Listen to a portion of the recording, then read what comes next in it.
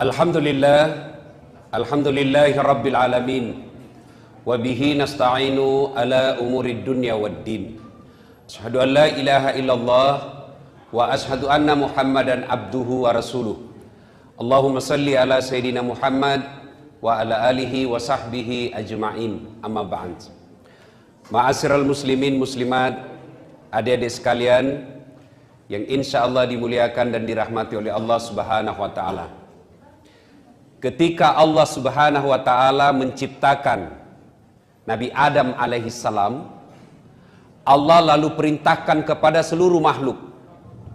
Kalau bahasa kita kira-kira begini, seluruh makhlukku, ini ada makhluk saya yang paling mulia. Ini namanya manusia. Hormat kau kepada mereka, hormat kau kepada Adam. Malaikat hormat, tumbuhan binatang hormat. Satu makhluk Allah yang tidak mau. Siapa? Iblis laknatullah alaih. Iblis protes. Ya Allah, saya tidak mau. Kenapa? Adam, anak baru kemarin. Anak ke senior. Masa senior hormat sama junior? Gengsi dong. Adam diciptakan dari tanah. Saya dari api. Unsur kejadian saya lebih mulia dari Adam. Dia aja anaknya. Saya tidak mau. Allah lalu berfirman, iblis, kau sombong rumahnya. Kau sombong rumahnya. Kau tidak mau mengikuti perintahku. Keluar kau dari sorga ini. Diusir iblis dari sorga. Tapi iblis bilang, tunggu dulu Tuhan, tunggu dulu. Ada dua proposalku ini. Ada dua permohonan saya. Apa? Yang pertama kata iblis, ya Allah, berikan saya umur yang panjang. Allah berfirman, oke, proposalmu dikabulkan. Kamu tidak akan mati sampai hari kiamat. Yang kedua kata iblis, berikan saya skill, keterampilan, keahlian, kecerdasan untuk menggoda anak cucunya Adam. Gara-gara Adam saya diusir dari sorga, saya mau balas dendam. Saya mau cari itu anak cucunya Adam. Saya ajak dia untuk menjadi temanku, supaya dia menjadi sahabatku di akhirat kelak. Allah lalu berfirman, silakan, saya kasih kau segala kemampuan untuk menggoda anak cucunya Adam. Satu yang tidak boleh, jangan cabut nyawanya. Nah, sejak itu iblis dan para tentaranya, iblis dan para pasukannya berusaha mencari teman sebanyak-banyaknya, supaya ada temannya di akhirat nanti. Di mana tempatnya akhirat, adek? Iblis di mana tempatnya? Sudah jelas neraka. Maka dia cari teman sebagai supporter, pendukungnya. Nah, tentu pertanyaan, siapa yang menjadi teman-teman setan? Inilah yang kita bahas pada taklim kita kali ini, teman-teman setan. Mudah-mudahan tidak ada di sini. Mohon maaf juga, 2 kali pertemuan kita tertunda gara-gara kesibukan saya. Ini juga hampir tidak jadi. Saya tadi malam dari Tenggarong sampai Balikpapan kurang lebih jam 2 dini hari. Jam 4 ke bandara lagi Balikpapan. Sampai di sini jam kurang lebih jam 9. Langsung banyak acara. Tidak sempat pulang-pulang ke rumah. Baru sampai lagi di sini. Suara saya sudah mulai lowbat. Ya, mudah-mudahan Allah berikan kesehatan. Nah, adik-adik sekalian, teman setan yang pertama. Ini informasi dari setan sendiri. Dia bocorkan kepada Nabi Muhammad, mau kak kasih tahu kau siapa di antara temanku, di antara umatmu yang menjadi teman saya? Nabi berkata, bagus ini rahasia ini. Siapa itu? Dia bilang, ada 10 temanku di antara umatmu. Nabi bilang, Nabi kamasian tentu kau dong. Siapa-siapa itu? Yang pertama kata iblis, temanku yang utama, al-mutakhawilu bis sholah, yang menganggap enteng sholat. Ya rona cule-culei sempajangnya. Itu temannya setan. Mana yang dimaksud menganggap enteng sholat? Satu, sudah tahu hukum sholat wajib tapi belum sholat. Nah itu. Bagaimana hukumnya sholat? Wajib. Artinya apa? Dosa kok kalau tidak sembahyang kok. Kenapa paling belum fokus sembahyang? Masih suka ka botoro. Botoro Tommy, tidak Tommy sembahyang. 2-0 bos. Kalau sembahyang botoro, 1 sama. Mana bagus 1 sama 2-0? Mana bagus 1 sama 2 kosong. Kalau saya 0-2, ndak botorok sambayan juga. Itu yang dimaksud menganggap enteng sholat. Sudah tahu hukumnya wajib, tapi masih mereka tidak sholat. Termasuklah karakternya. Mau tahu orang yang menganggap enteng sholat? Ciri-cirinya, tabiatnya. Hilang uangnya 500.000. 3 minggu nak pikir. Mana bisa hilang itu? Batin aku simpan baik-baik. Di mana bisa hilangin uangku? 500.000 3 minggu dah pikir. Sekalinya datang omnya, pamannya, kenapa kau nak dari tadi kau mundar-mandir di situ kayak orang kehilangan apa? Hilang uangku om. Berapakah? Limbi. 500.000. Dia bilang, aku pikir ini ku ganti. Diganti 500.000. Begitu diganti 500.000 tambah pusing. Apa dia bilang? Seandainya dah hilang uangku 1 juta mi. Ini orang begini. Hilang duitnya 500.000. 3 minggu dia pikir. Dikasih tambah bingung. Itu kalau uangnya hilang. Sekalinya sholat subuhnya lepas, tidak hilang. Tidak dia pikir. Seolah-olah tidak ada dosanya. Ini kan banyak yang begini toh. Tidak sholat, seolah-olah dia tidak merasa dosa. Berapa banyak kita lihat bos. Tidak sholat, tidak terbebani. Dia takut sekali curi sandalnya orang di masjid. Takut sekali pegang ceweknya. Takut sekali tidak puasa Ramadan. Tapi tidak sholat, dia main-main. Tidak ada rasa dosa sama sekali. Itu temannya setan. Orang yang menganggap enteng sholat. Termasuk diantaranya menganggap enteng sholat adalah mereka tiba waktu sholat masih tunda-tunda. Hayya 'alas shalah. Sebentar pi. Sebentar pi. Bisa jadi nabi bisiki setan, tapi yang lebih parah itu kalau teman tak. Kalau setan tidak kelihatan bos, gampang usirnya. Bismillahirrahmanirrahim. Lari pak. Tapi setan teman gaul tak. Siko sama ini, talikannya ini, nyawa so alim. Setan susah diusir yang begini. Nah bilang orang di kampungku setan mak bulu-bulu. Susah diusir. Teman setan, mereka yang menganggap enteng sholat. Ini adik-adik biasa apa alasannya orang tidak sholat? Bilang maki, ada yang malas sholat sini bos. Apa alasan tak kutangkis ki? Yang ketawa serius kayak ini. Geaki apa? Bilang makot. Apa? Nah, biasanya perempuan haid 3 kali haid 1 bulan. Mahasiswa aku biasa kuda. Kenapa tidak sembahyang? Datang bulan pak. 2 hari. Kenapa tidak sholat? Mens. Kenapa tidak sholat? Halangan. Ya ngasen ji bos. Kalau kita ada laki-laki juga datang bulan. Apa kira-kira alasannya laki-laki? Kalau perempuan oke lah, ada halangannya. Tiap bulan dapat jatah gratis. Tapi biasa nak tambahi. Gratis 4 hari nak tambahi 2. Nah, orang belum bersih. Masih ada ini sedikit-sedikit. Nah bilang mama, nah balik-balik kok. Apa balik-balik mak? Kasih liaki. Ayo, kalau kita laki-laki, apa alasan tak sholat?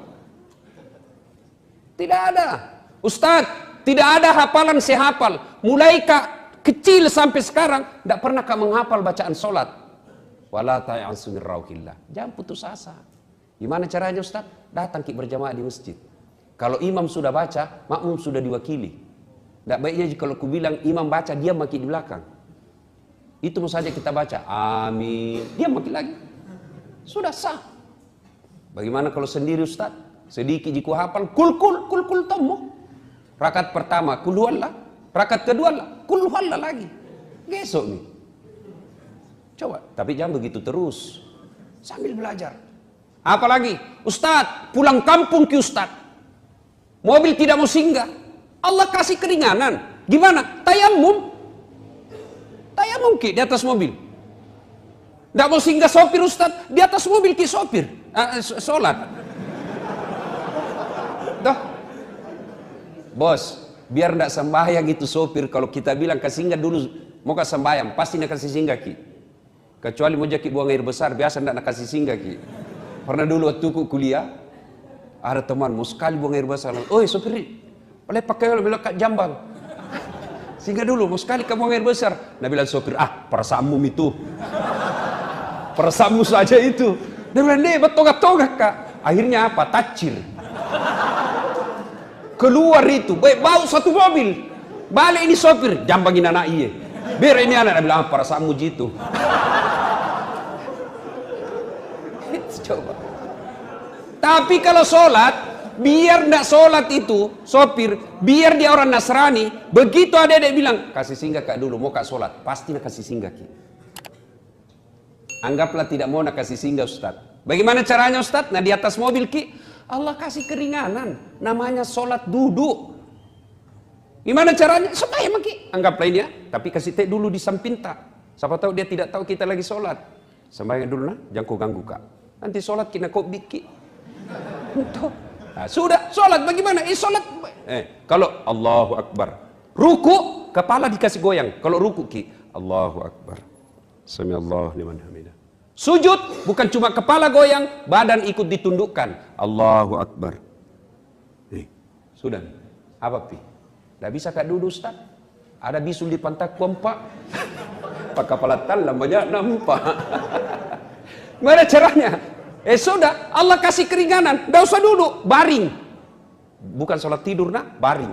Sholat baring Ki. Bagaimana caranya Ustaz? Tangan masih bergerak. Allahu Akbar. Anggaplah sana kiblat, baring Ki, sini kepala tak. Allahu Akbar. Sami Allahu liman hamidah. Tidak bisa Kak baring Ustaz? Cara apa lagi? Salat pakai isyarat. Bagaimana namanya salat pakai isyarat? Mata tak kasih goyang-goyang, begini saja. Allahu Akbar. Bismillahirrahmanirrahim. Allahu Akbar. Nah, itu salat pakai isyarat, tinggal mata, tangan tak goyang nih. Itu pun tidak bisa Ustaz. Allah kasih dispensasi lagi apa? Salat dalam hati. Bagaimana caranya Ustaz? Semua bacaan salat dalam hati semua. Mata sudah tidak bergerak, tangan sudah tidak bergerak, bibir sudah tidak bisa bergerak. Gimana caranya? Pejamkan saja mata. Bayangkan lagi ruku, baca doa ruku. Bayangkan lagi sujud, baca doa sujud. Itu namanya salat dalam hati. Masih juga tidak bisa salat dalam hati. Gampang, bungkus, bawa dikubur. Mati itu bos. Apa Pi? Tidak ada Pak. Tidak ada alasan bagi kita tidak salat. Nah, teman setan yang pertama, al-mutakhawil bis salat, yang menganggap enteng salat. Dek, kira-kira kalau 5 waktu ada di musola ini, pagi kita ke kampus, nuntut ilmu adalah jihad. Kemudian sore pun kita pergi main basket lah, main bola. Mau masuk maghrib ada maki lagi di masjid. Nunggu sampai isya. Selesai isya kita makan ala kadarnya. Lalu malam lagi kita belajar lagi. Sampai pagi begitu. Apa alasannya Tuhan kasih masuk ke neraka? Ayo. 5 waktu kita di masjid. Kita tidak durhakai orang tua tak. Kita nuntut ilmu adalah jihad. Kita datang pengajian seperti ini. Apa alasan Allah untuk menolak kita menjadi orang baik? Apa alasannya Allah membuat hidup kita jadi susah? Kalau baik sholat tak bos, insya Allah gampang itu punya dunia. Gampang. Saya bisa cerita begini karena saya alami.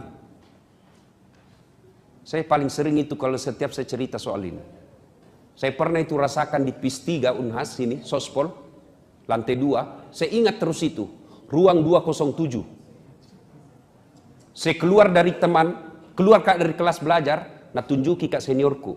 Apa nak bilang? Dasat, ndak malu-malumu itu cakar semua bajumu. Saya tidak marah. Saya cuma berdoa kepada Allah, ya Allah, berikan saya umur panjang supaya saya bisa berbuat baik sama ini orang. Alhamdulillah, Ramadan kemarin, tahun ke-6 itu orang setiap Ramadan saya kasih zakat.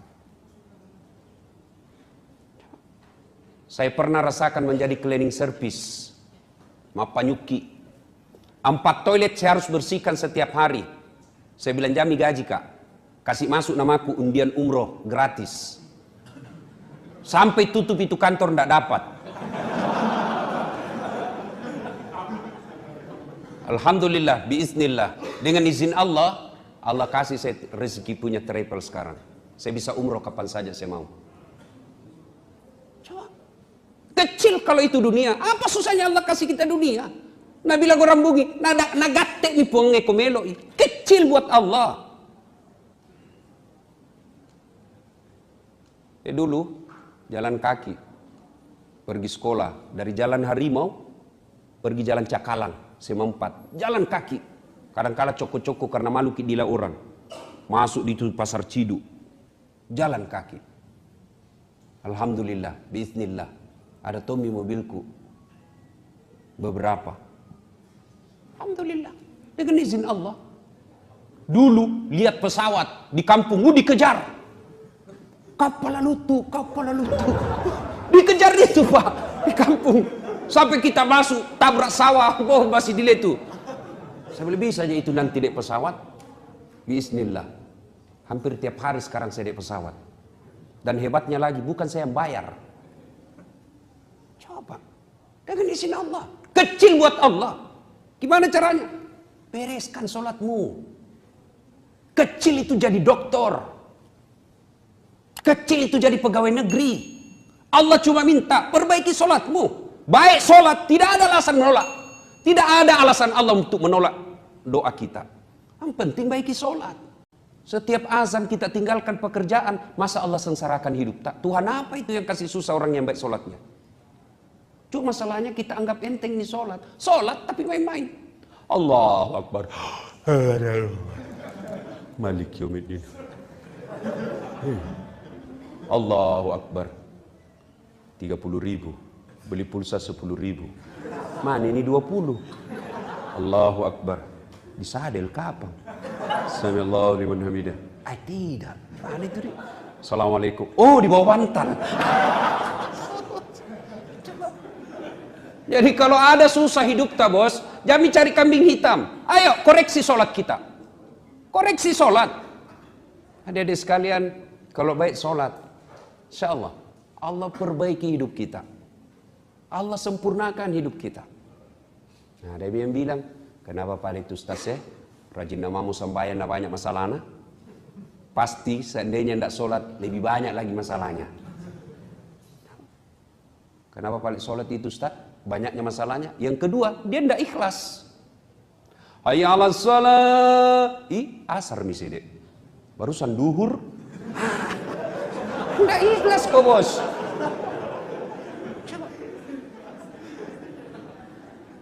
Bisa bayang Ustaz, banyaknya susahnya. Yang ketiga, dia sholat tidak seperti yang Nabi ajarkan. Sholat itu tuh nak pakai futsal. Itu tuh nak pakai main basket. Itu tuh nak pakai masuk toilet. Nah pakai lagi sholat. Apa pernah kita dengar riwayat Nabi seperti itu? Coba mi bede. Setiap kita mau sholat, kita bersihkan badan kita. Cari pakaian yang rapi. Mau ketemu Allah ini bos. Nah kita saja mau ketemu sama cewek, tanah biasa kita pinjam parfumnya teman tak. Pinjam dulu parfummu, apa pitu? Ada pitu parfum dipinjam, sudah kau pakai habis mi, tidak bisa kasih kembali. Satu, teman setan adalah mereka yang menganggap enteng sholat. Kalau baik sholat tadi, tidak ada susahnya buat Allah. Coba. Saya kasih contoh. Bisa enggak orang hidup kalau dibakar? Dibakar api yang sangat besar. Bisa hidup? Bisa? Hukum biologi mengatakan tidak mungkin manusia hidup kalau dibakar. Tapi kalau Allah yang mau, Ibrahim alaihissalam dibakar dalam api yang sangat besar, menyala-nyala. Ibrahim keluar kedinginan. Kalau Allah mau.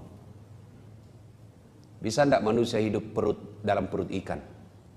Adik-adik, kira-kira ada orang bisa hidup dalam perut ikan? Kalau saya, ikan masuk di perutku. Coba.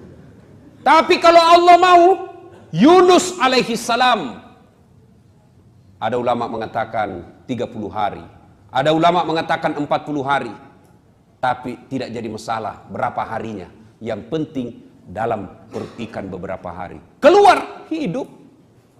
Kalau Allah mau. Pernah lihat got? Musim hujan sekarang. Lihat itu got-got kita. Kalau airnya mengalir ke kanan, kemana benda yang ada di atasnya? Hah? Ke kanan. Kalau air yang ada di atas situ mengalir ke kanan, maka benda yang ada di atas air tersebut mengalirnya ke kanan. Tapi kalau Allah yang berkehendak, sungainya Nil air sungai Nil mengalir ke kanan. Petinya Nabi Musa mengalir ke kiri.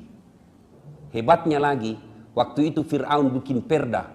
Anak laki-laki, bayi laki-laki yang kau dapat, bunuh hidup-hidup. Apa yang terjadi?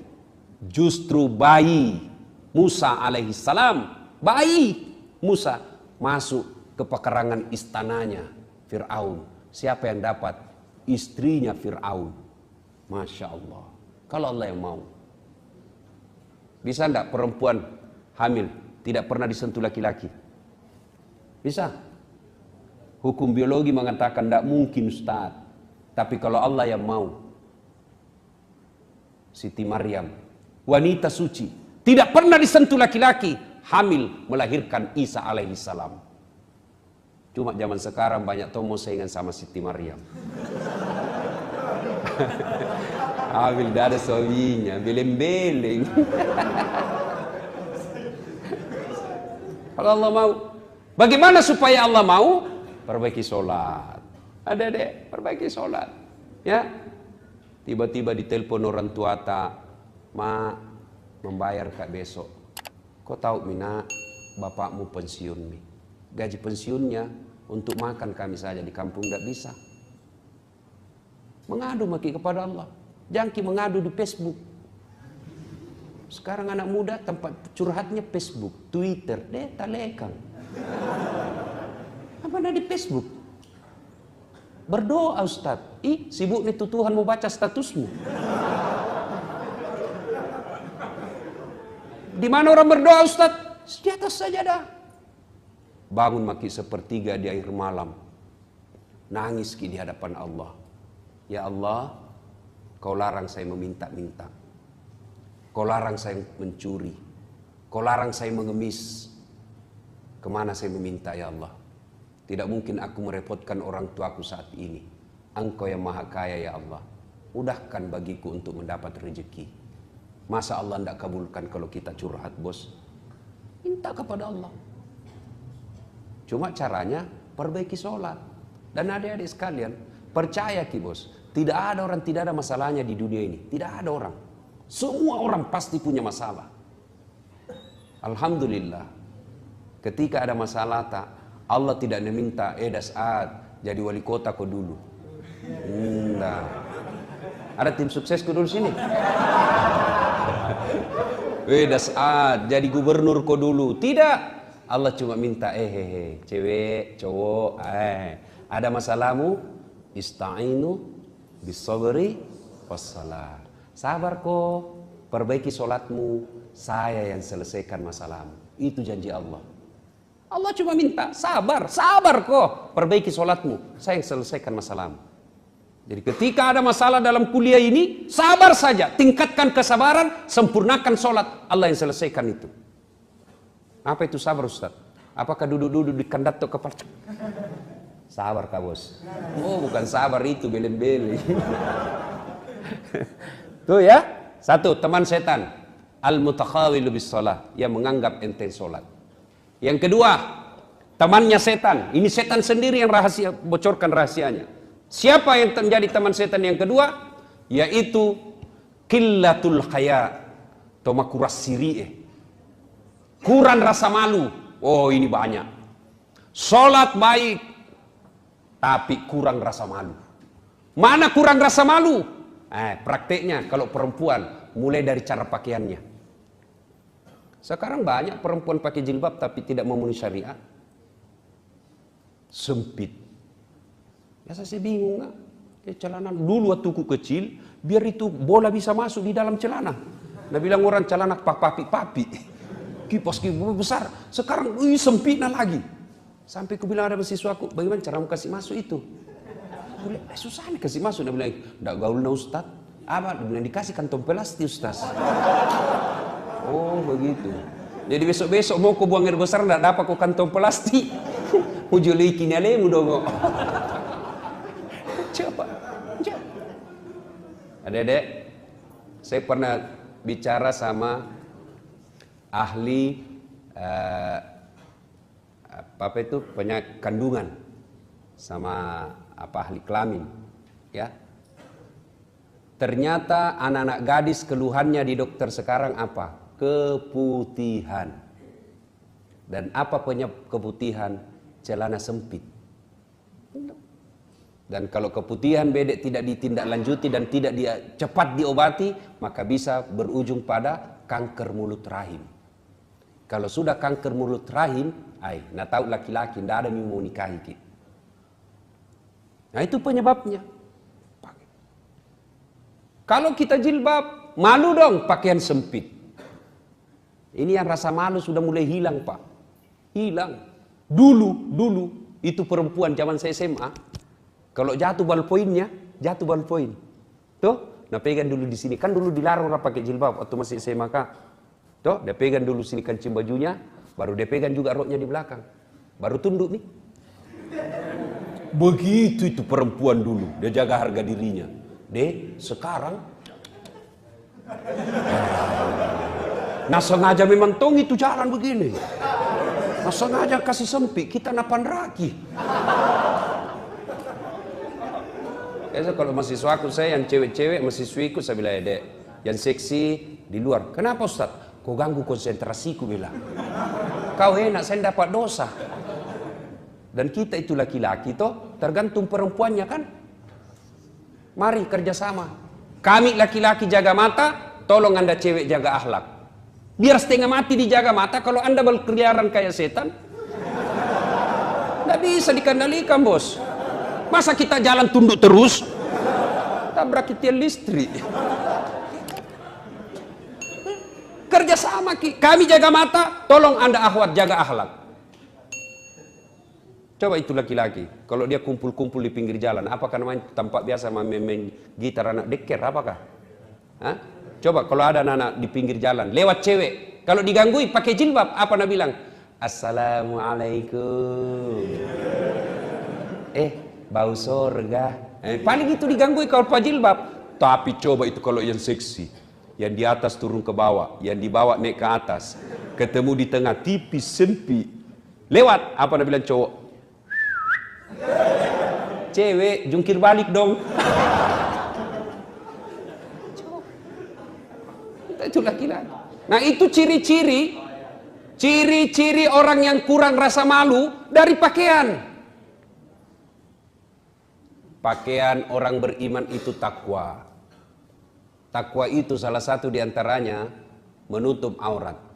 Nah kita juga jangan sampai saudara tak, teman tak disuruh pakai jilbab, baru kita laki-laki umbar-umbar aurat. Mana? Pemain futsal, pemain basket, kelihatan pahanya. Dosa juga itu, bos.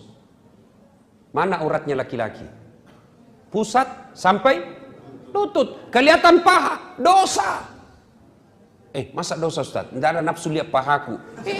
Siapa bilang? Siapa tahu ada janda-janda tua? Sudah lama tidak pernah lihat paha tuh. Bisa jadi. Atau bisa jadi laki-laki sendiri yang nafsu lihat pahamu. Iya bos. Jadi orang yang tebal rasa malunya. Malu dong malu dong kalau kita pengurus takmirnya Al-Aqsa, lalu kita tidak sholat awal waktu. Malu dong kalau kita remaja masjid, lalu kita tidak bisa menjadi teladan. Malu dong kalau kita menjadi remaja masjid, lalu kita malah kelihatan yang lebih bajingan. Itu punya rasa malu. Malu dong kalau bapak kita ustadz, lalu kita kajili-jili. Malu dong kalau kita dosen, lalu kita sendiri yang nakal. Orang yang punya rasa malu, minimal dia malu kepada sesama manusia, terpelihara dari dosa. Nah, orang yang tidak punya rasa malu, lihat nih sekarang. Salah satu sebab hancurnya Republik Indonesia ini karena banyak pejabat publik tidak malu. Makura Siri, Ketua DPRD zaman now. Coba lanjut ki. Pacetong hilang, masya Allah. Nah, apa itu? Tidak punya rasa malu. Bangga dia pakai mobil korupsi. Nyata-nyata pelat merah dia pakai pergi urusan hari-hari, urusan pribadi. Malu dong. Orang yang punya rasa malu, insya Allah termasuk orang yang baik imannya. Sebaliknya, orang yang tidak punya rasa malu, itulah temannya setan. Yang ketiga, teman setan. Qaswatul qalbi, maka doati, kak doro, tidak mempan nasihat. Mana yang dimaksud tidak mempan nasihat? Nah bilang orang di kampungku, selesai dengar ceramah apa? Nah bilang, tan tentong, janjenjong. Apa itu? Tangi tangu, jame jamamu, jame jamaku. Wita topi na witai. Nah bilang mangkasara, kucini tompi na kuciniki, eja pina doang. Kenapa? Kususai kok. Ah itu orang keras hati itu yang begitu. Selesai dengar dakwah tidak mempan, dinasehati tidak mempan, malah apa bilang, jamaku lagi panggil itu Ustaz Dasa, tidak baik cara mana? Ini baik kita wah, tidak kusuka. Kenapa? Ampak na bahas saya terus na kena. Itu teman setan, tidak mempan, qaswatul qalb, keras hati. Nah, orang keras hati ini biasanya sepupu satu kali sama sombong. Ya, keras hati itu sepupu satu kali sama sombong, tidak mau dengar nasihat, tidak mau dengar dakwah. Nah, orang yang bagaimana cara memelihara hati supaya baik, supaya berhenti dari keras hatinya, ala bi dzikrillahi tatmainnul qulub. Berzikir. Ya silakan zikir. Mau zikir sendiri boleh, mau zikir berjamaah boleh, mau zikir dilafazkan boleh, mau zikir di dalam hati juga boleh. Ya terserah. Jangan saling menyalahkan. Zikir berjamaah tidak ada pada zaman Nabi. Bid'ah, masuk neraka. Luas namamu itu surga nanda mau kau kasih kita empat. Alhamdulillah. Baca di beberapa media online. Tadi pagi saya baca. Pemerintah Arab Saudi sudah meliburkan pada tanggal 30 November nanti ini, ya 30 November ini menghargai hari lahirnya Rasulullah Muhammad SAW, dan yang selama ini Saudi menganggap bahwa peringatan Maulid itu tidak ada. Alhamdulillah kerajaan Saudi memberikan kesempatan kepada rakyatnya untuk melaksanakannya, bagian daripada bersukacita, bersukaria menyambut hari kelahiran Rasulullah Muhammad SAW. Wallahu a'lam, benar itu apa tidak, saya cuma baca di media online. Ya, tapi pada prinsipnya kalau mau maulid silahkan, tidak mau maulid silahkan. Kadang orang saya lihat bid'ah maulid tidak ada pada zaman Nabi, tapi satu Syawal masuk bulan Rabiul Awal dia bikin juga pengajian, tapi bukan maulid namanya, apa? Sirah Nabawiyah. Apa nak bahas? Sejarah Nabi. Kurang sama aja, casingnya aja beda ini.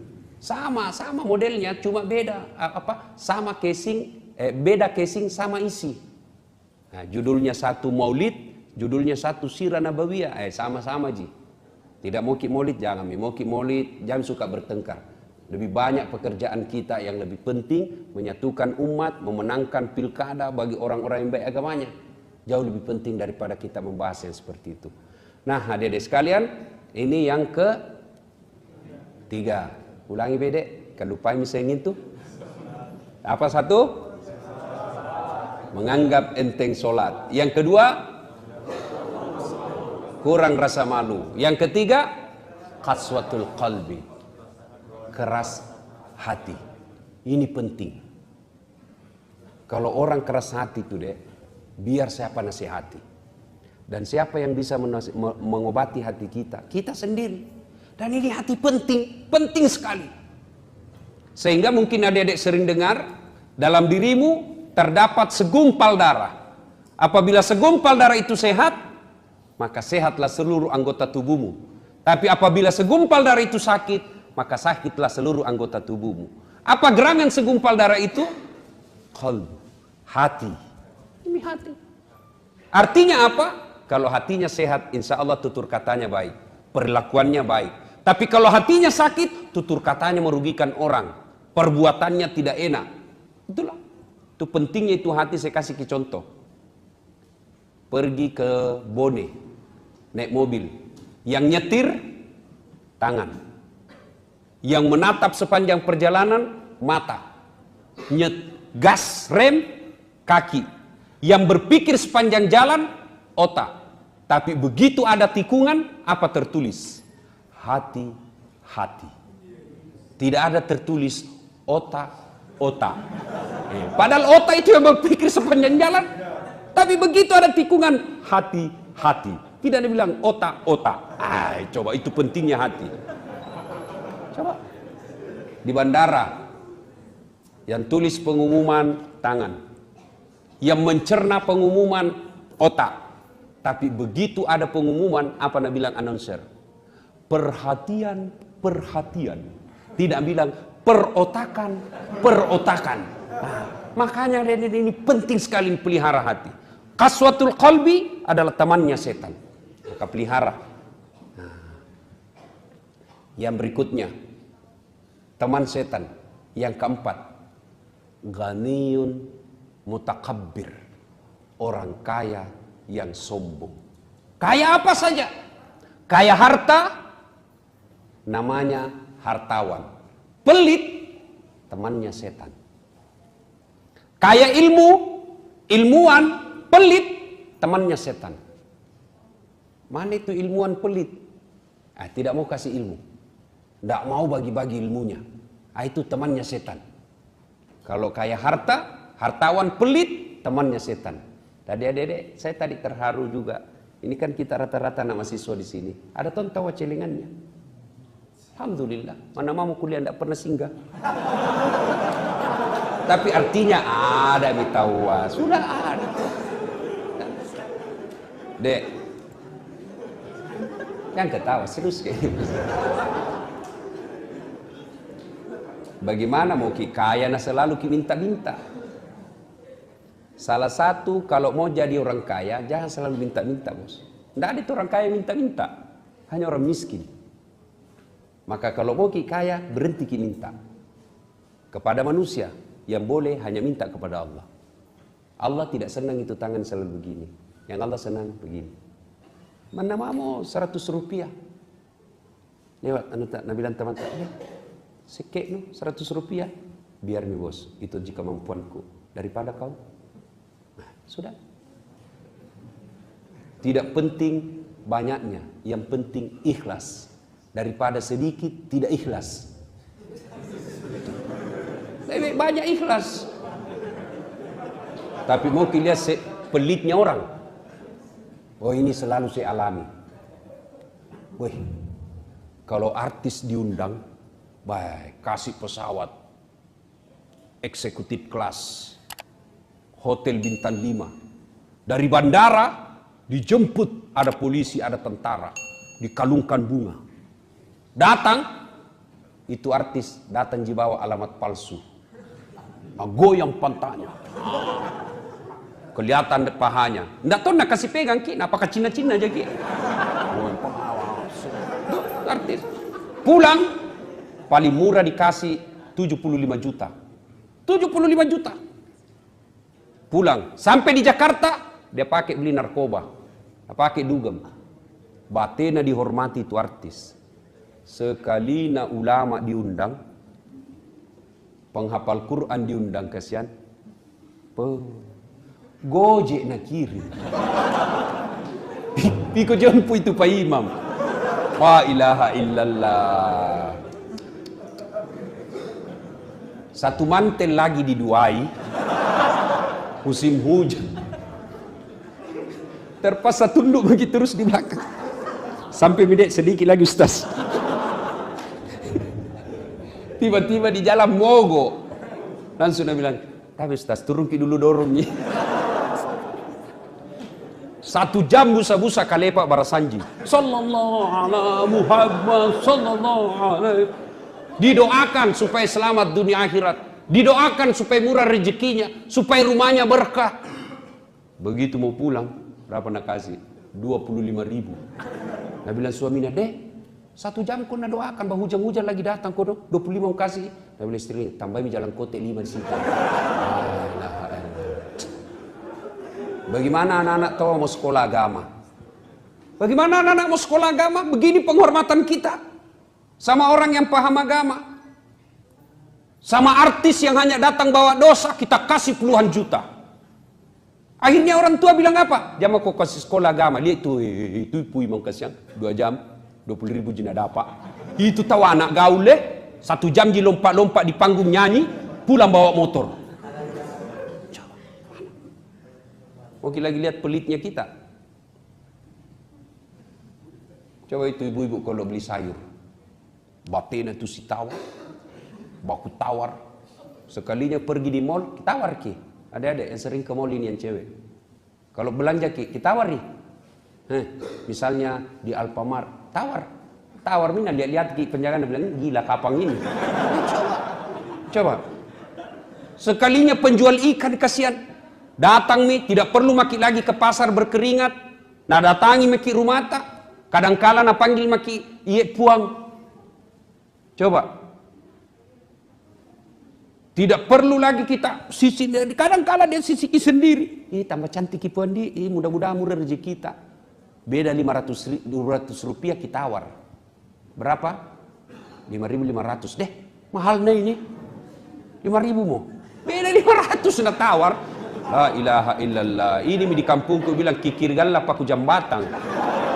Ada orang begitu pusing kalau dia tidak menawar. Nah, jangan terlalu pelit. Adik-adik sekalian, saya belajar dari hidup saya berapa banyak keutamaan yang saya dapat dari hebatnya sedekah. Sampai jam berapa ini, Dek? Selesai, Mi? Jam berapa, Mi? Berapa menit lagi? 20 menit. Ini saya ajak ki motivasi ya. Ini kisah nyata, baru-baru saya alami.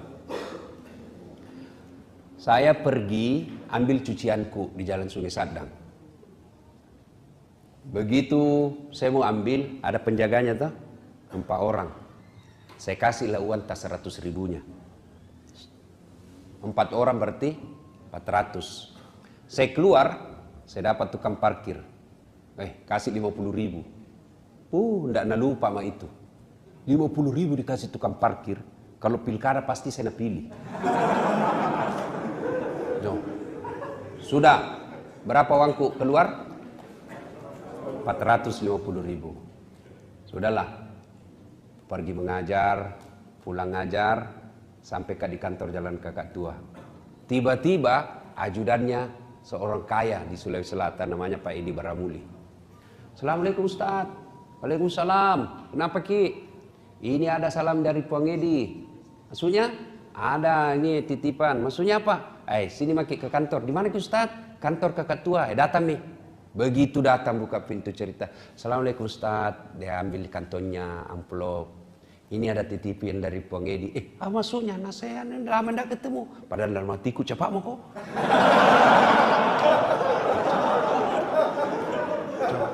Sudahlah. Basa-basi tolak-tolak. Saya tidak nama. Sudah. Pas sudah pegang dalam hatiku, cepat mau kau pulang, kamu kilesinya ini. Masya Allah. Pulang, saya buka itu amplop. Berapa uangku keluar, Dek, pagi-pagi? 450. Pas saya buka, berapa ya Allah ganti? Pagi, sore Allah ganti. Berapa? 10 juta.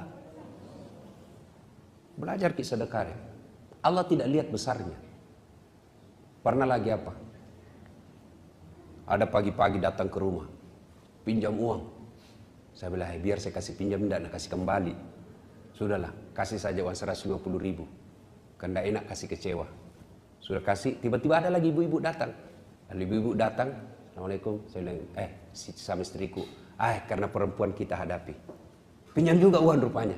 Saya bilang, jangan kasih pinjam, tidak bisa nak bayar kodok. Kasih saja uang 200. Pulang. Berapa uangku keluar pagi-pagi? 350 ribu. Sore menelpon yang punya pesantren yang di Pangkep, Haji Masrur. Assalamualaikum. Waalaikumsalam. Ada Ustadz Samsi Ali di sini Ustadz, di Wong Solo. Sini ki kumpul-kumpul. Gila saya telepon istriku. Minta maaf sayang. Apa tahu? Sunnah itu panggil sayang sama istri. Pahala. Kita waktu dipacari sayang-sayang. Sekalinya jadi istri. Gelek-gelekku. Insyaallah. Sudah saya bilang minta maaf saya. Saya janji makan malam tidak jadi. Tiba-tiba ada panggilan ke Wong Solo. Ketemu Ustadz Samsi Ali. Sudah ceramah. Selesai ceramah, Ustadz Samsi Ali dikasih honor. Maksudnya tidak usah. Sudah ada. Tiba-tiba itu keluar tadi tikungan ke saya itu amplop. Kenapa saya bukan ceramah? Dalam hatiku cepat kok. Masya Allah. Begitu dipaksa saya dengan ikhlas. Saya bilang, ya, alhamdulillah rezeki. Saya naik mobil, saya buka. Berapa keluar pagi?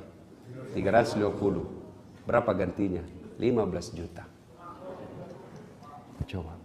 Adik-adik, kalau ada mau jadi pengusaha muda, belajar sedekah. Tidak ada orang bangkrut gara-gara sedekah. Percaya itu. Percaya Ki. Ada lagi pengalamanku ini. Selesai Ramadan. Kumpul-kumpul honor. Hitung. Saya bilang sama istriku, kita bangun masjid di kampung. Siap. Bangun. Baru niat itu, suruh gambar, panggil arsitek, gambarkan seperti ini. Sudah, jadi gambar. Apa yang terjadi? Baru niat gambar, tiba-tiba alhamdulillah saya dapat bantuan orang yang namanya tidak sangka-sangka, langsung dapat 400 juta. Coba, keajaiban sedekah. Tidak jangkit tunggu kaya. Jangkit bilang banyak Pak, tua Pak kun aku sedekah. Iya kalau tua Ki, kalau mati mendadak Ki. Apa ya? Coba, bersedekah. Kalau kita tidak punya sedekah dengan harta, sedekahlah dengan ilmu. Gimana caranya? Update itu apa namanya itu? Share itu ceramata. Taklim malam ini. Share itu pahala, amal jariah. Adik-adik ingat tak kisah Quran? Ketika kita meninggal dan digosok itu mata, lalu kita berkata, hari apa ini? Malaikat berkata, mati mako. Ini kau sudah mati. Lalu apa kita bilang? Ya Allah, kasih kembali saya. Palisu kalinoe puang. Kasih kembali saya ke dunia, meskipun sesaat saja. Kembalikan saya ke dunia, meskipun sesaat. Untuk apa? Sholat? Bukan. Untuk puasa? Bukan. Untuk haji? Bukan. Untuk apa? Saya hanya ingin berkata kata jenazah, saya sedekahkan harta yang aku miliki. Coba. Kenapa? Sholat dinikmati pada saat kita sholat. Puasa dinikmati pada saat kita puasa. Haji kita nikmati pada saat haji. Sementara sedekah, meskipun kita sudah wafat, sedekah itu tetap mengalir. Itulah amal jariah. Kan mulai makin ada teman tak, kita lihat kasihan biar makan susah, bantu. Ada Indomie ini bos. Ada kirimannya dari bapakku 10 bungkus. Ambil muka 2. Jantungku banyak-banyak, kasih 2 bungkus. Coba gitu. Dendek.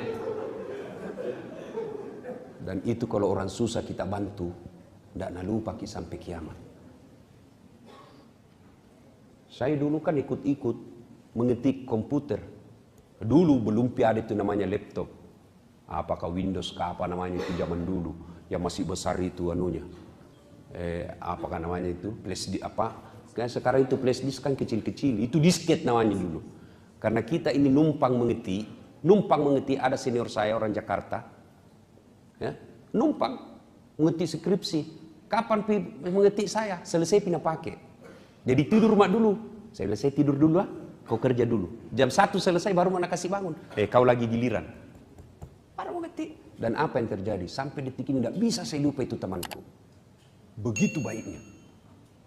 Sedekahlah. Kalau kita orang baik, ada harta tak, lebih dari teman tak, bantu. Dan siapa tahu rahasia Allah. Hari ini kita baik, hari ini kita baik, hari ini banyak duit tak. Besok lusa ketika 20 tahun yang akan datang, justru kita yang sengsara, dia yang jadi hidupnya. Saudara-saudara sekalian, bakil, pelit adalah temannya setan. Orang kaya, kata anak Allah, ada 3 orang yang paling aku benci. Ada 3 yang dibenci, ada yang paling dibenci. Yang paling dibenci Allah adalah ganiyun mutakabbir. Orang kaya yang sombong. Kaya apa saja? Kaya ilmu sombong, dibenci Allah. Kaya harta sombong, dibenci Allah. Bakil. Nah, oleh pengajian ini, mari pulang ini belajar makin bersedekah. InsyaAllah Allah pasti ganti. Coba buka Quran. Kau belanjakan hartamu di jalan agama Allah. Ibarat menanam 1 biji. 1 biji kita tanam, berapa gantinya? Allah dalam Quran dijelaskan 1 biji maka tumbuh 7 bulir. 7 bulir. Dan setiap bulirnya mengandung berbuah 100 biji. Artinya, satu kita belanjakan jalan agama Allah, Allah ganti 700 kali lipat. Ya, coba mulai besok amalkan itu, bos. Coba beda. Jangan pernah memulai hari tanpa sedekah. Tidak mesti banyak. Tiap hari ada. Wah, 5 rupiah, 500 perak. Mulai dari kecil-kecil. Apalagi kalau kita biasakan. Ada kebiasaan almarhum bapak saya. Selalu tukar uang koin. Tiap hari dia bawa ke masjid. Untuk apa? Celengan.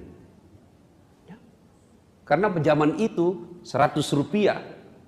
100 rupiah zaman itu, oh sudah banyak sekali. Nah itu dia bawa. Termasuk tiap hari. Dan Allah menilai bukan besarnya, tapi rutinitasnya. Yang bahasa agamanya istiqamah. Coba mulai besok. Masuk lagi sedekah. Tidak bisa sedekah duit. Tidak sedekah dengan ilmu. Maka sedekahlah dengan cara apa? Jangan mengganggu orang. Itu sedekah. Kita tidak bisa kasih tetangga kamarta Indomie. Tidak bisa kita kasih tetangga kamarta kopi. Maka cara apa? Jangan Tommy kita ganggu. Yang mentang-mentang kita punya teh besar, kasih bunyi teh besar-besar. Kan biasa ada orang yang egois. Ih, ngapain? Radio-radioku, tep-tepku, saya bayar listrik, khusus kok. Nah bilang tetangga tak, telinga-telingaku, pintu-pintuku. Kenapa itu suara radiomu masuk di telingaku? Itu kan bisa kayak begitu. Nah, saudara-saudara sekalian, masih ada lagi teman-teman setan, tapi waktu yang sangat terbatas. Insya Allah kita akan lanjutkan pada pertemuan yang akan datang. Akhirnya kita tutup pengajian kita ini dengan selalu mengingat Allah. Al-Quran menjelaskan, Bismillahirrahmanirrahim.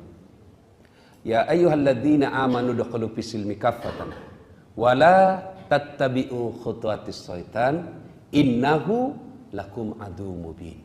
Wahai orang-orang yang beriman, masuklah engkau ke dalam Islam secara sempurna dan janganlah engkau ikuti langkah-langkah setan karena sesungguhnya setan itu musuh yang nyata bagi kalian. Setan itu musuh yang nyata bagi kalian. Nah,